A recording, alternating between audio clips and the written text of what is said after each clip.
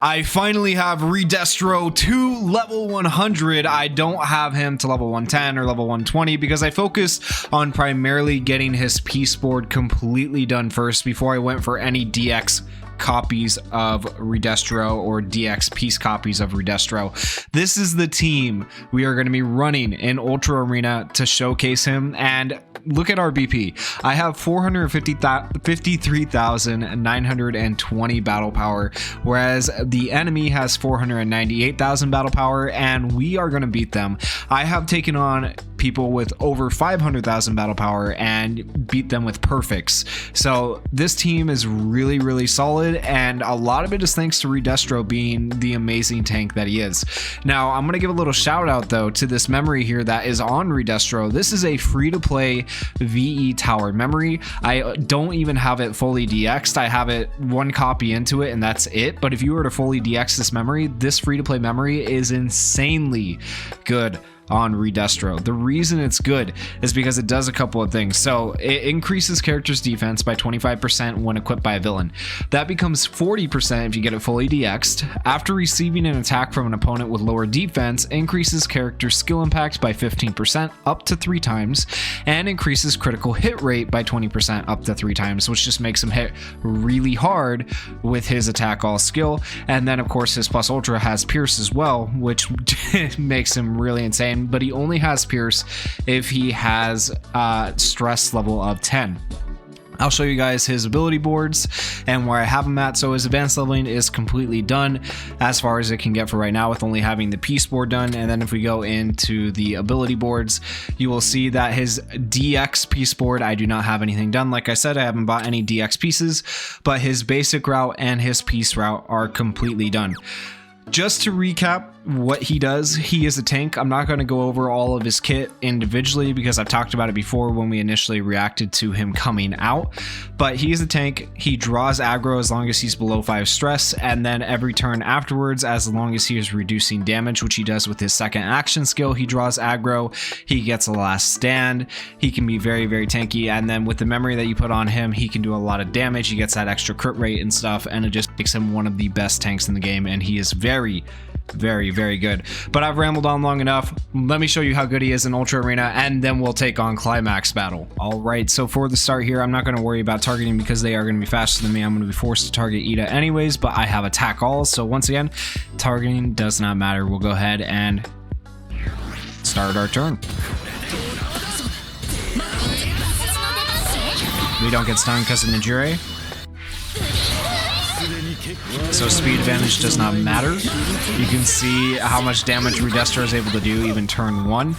Now typically you probably actually want to do his second action skill first, because then it will be back up on turn 4 where you can use it again to draw aggro, but it's not a big deal. I don't think here it'll be fine for us. We're gonna go ahead and actually do our skill chain this way. So I have Dull Summertime on Deku.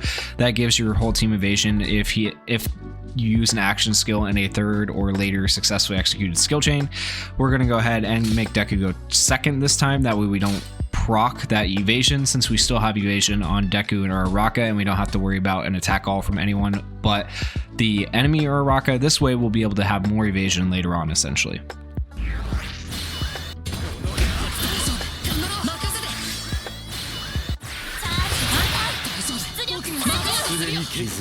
Alright, and here comes our Uraraka's attack all. Those two evade it. Our tank takes it. You know, it doesn't really matter to him. And he gets healed up by having 2 healers on the team, obviously, which is nice for us. And we'll go ahead and do all of our plus ultras here. Ida's going to go first.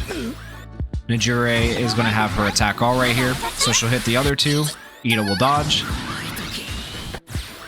And then Ida will dodge our attack here again. But here's the big move from Re-Destro right here. He's going to do a lot of damage and bring Deku down pretty close to his last stand. And so that's pretty good damage right there. This is a turn where we don't have our action skills. I think I said 4th turn he would have his damage reduction back up. I meant 5th turn. Alright, and we'll go ahead and do all of this. So right here, Re-Destro could have his damage reduction up if we had used that action skill first. He does not have that damage reduction up because we did not use it first. But with the memory I'm using, it doesn't really matter we'll be fine anyways because the enemy is going to be faster than us. Ida and Deku will get their skills out of the way, then we'll do our skills, and then we'll have evasion from Deku doing his action skill in a third successfully executed skill chain, and we will avoid Uraraka's ult.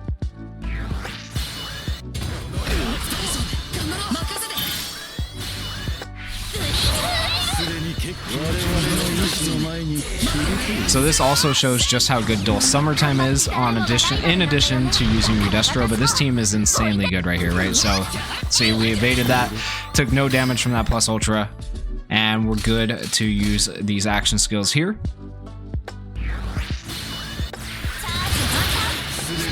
Two of them dead. Healing and more damage reduction on Re-Destro. And so even though it looked like he was getting low, he is perfectly okay.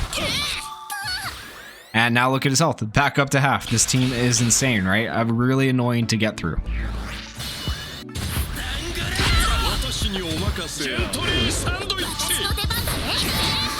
So again, we don't have to worry about status elements with this team. Very nice having the characters that we have. And now Gentle Criminal dies. And boom, Re-Destro for the win. A perfect against a team that almost had 50,000 more battle power than us.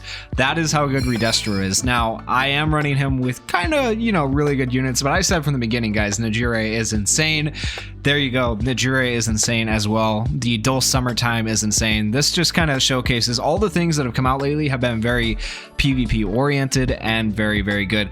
Speaking of PvP oriented characters, the new Mirio is out, and I will be doing a showcase for him later on. So if you guys want to see that showcase, make sure you go down there, hit that subscribe button, hit that like button on this video. With all of that said, let's move into Climax Battle. Here is my Climax Battle team. I am running the same free-to-play memory on Re-Destro, and then I have defense memories on Uraraka and Deku. Let's hop into it. So this is double S difficulty of the Re-Destro Climax Battle. We're fighting Re-Destro with Re-Destro. Now, obviously, this is not going to be possible for a lot of people, especially if they haven't been able to beat Re-Destro yet. But if you struggled to beat Re-Destro the first time, here's a team that might work to help you beat it a little bit easier and farm it a little bit easier. Just use the Climax Battle character you won from beating it the first time. All right, so let's go ahead and do this, and this. And we're going to target Re-Destro for this first phase. And if you guys want to know how the phases work and stuff like that, go check out my other videos for this particular Climax Battle. I did a couple of double S difficulty runs with different teams to give you guys some ideas of how the Climax Battle works and what teams work. All right, let's go ahead and do this.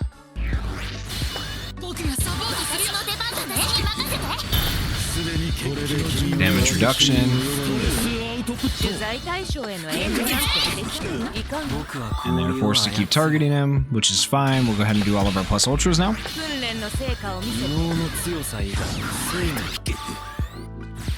This should get us pretty close to the next phase. Okay, we're at the next phase. There we go. And now turn 4. We want to start targeting Getten first because he does have the attack all status elements, and then we'll go after Curious.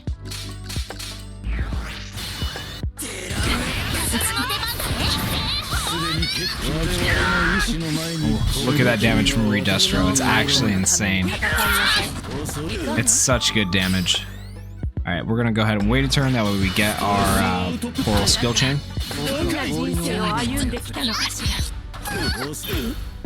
Alright, we switch back to Getten.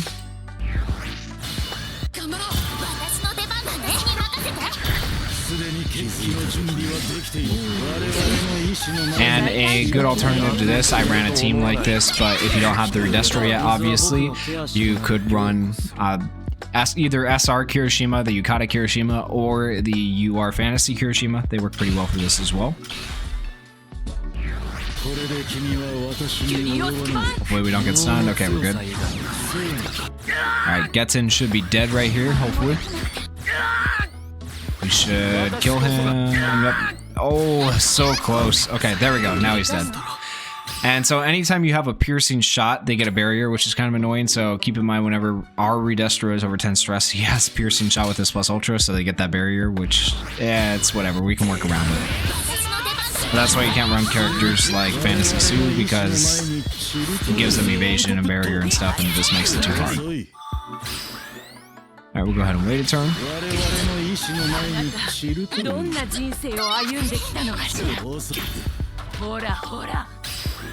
Alright, and we'll go ahead and do these. And then the next turn, we should be able to kill Curious. And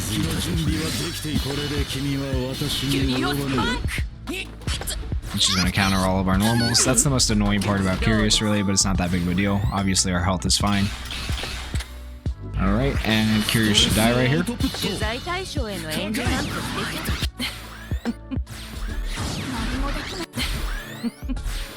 And dead.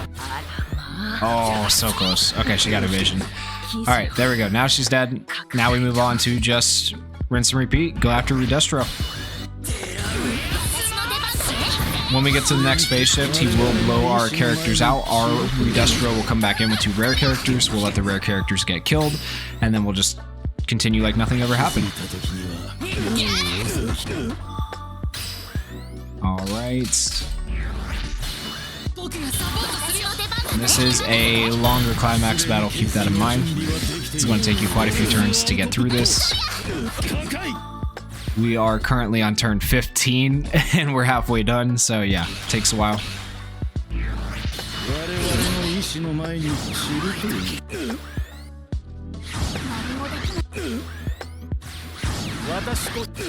$99,000 damage, beautiful. And we are into the next phase. He blows our characters out. We get our rare characters to come in. We go ahead and hit turn start. We just let him kill them. And boom, they're dead. Now we have our main characters back. And we continue like nothing ever happened. The main idea behind this climax battle is that you want to have higher defense than the enemy Re-Destro.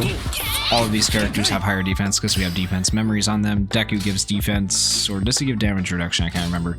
But then obviously Re-Destro has his own defense and damage reduction too.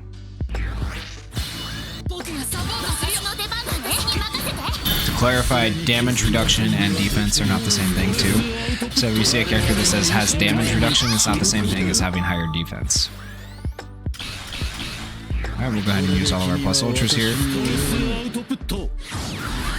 This should hypothetically get us to the next phase, I believe, if Re-Destro hits hard enough. We're pretty close. Yeah, okay. Alright, we are now in the next phase. We did raise the stress a little bit right there, unfortunately, but it is what it is.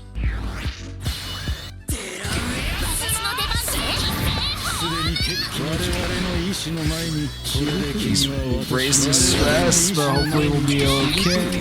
We're not raising it too much, hopefully. We'll see. Hopefully we'll be alright. Alright, the reason I did that right there instead of waiting for the full action skill chain is because I wanted the status element nullification. Which it looks like didn't really matter anyways. We'll go ahead and use this plus ultra. Alright, our Re-Destro is dead, but he got us to this point. That's fine. Oh no, are we gonna have enough defense to finish this up though? That's the question. Alright, it's gonna be close. It's gonna be so close. Alright, we need him to... We need to get this down. Okay, let's just wait. Okay, good. We want him to lower his stress, right? Okay, let's do this. And then, yeah, let's just chill for a second. Alright, Uraraka is probably dead, that's fine. And Deku finishes, boom. There we go. Okay, it wasn't pretty at the end. It wasn't pretty, but there's a team that can allow you to beat it.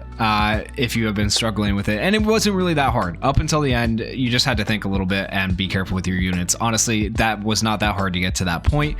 So hopefully that helps you guys out. Obviously, Re-Destro, an insanely good tank for Ultra Arena. He is fairly decent taking himself on in Climax Battle. I feel like this is probably the best Climax Battle character to date, in my opinion. But let me know what you guys think down in the comments. And once again, like I said before, if you enjoyed this video, please go down there, hit that like button. I'm trying to get to 10,000 subscribers by the end of the year, so please hit that subscribe button as well. I could really use your guys' help. Thank you guys for watching. Peace.